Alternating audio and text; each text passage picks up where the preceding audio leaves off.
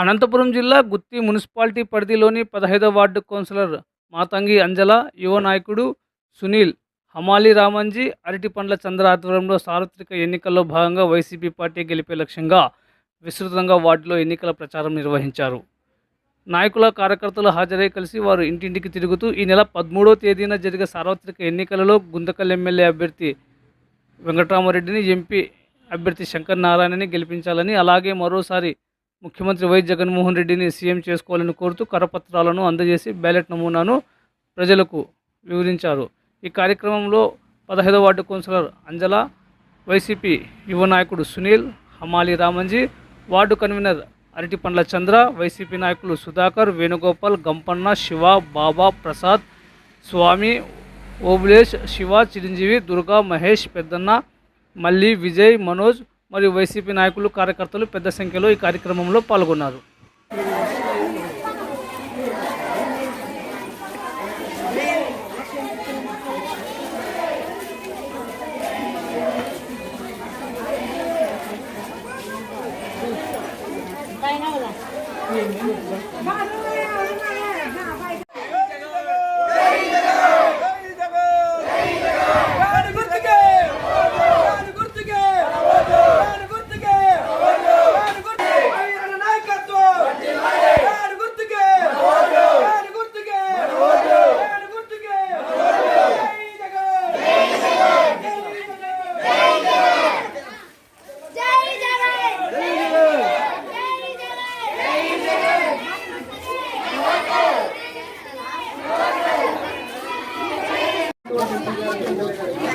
పట్టుకో సునీల్, నువ్వు ముక్కో ముందర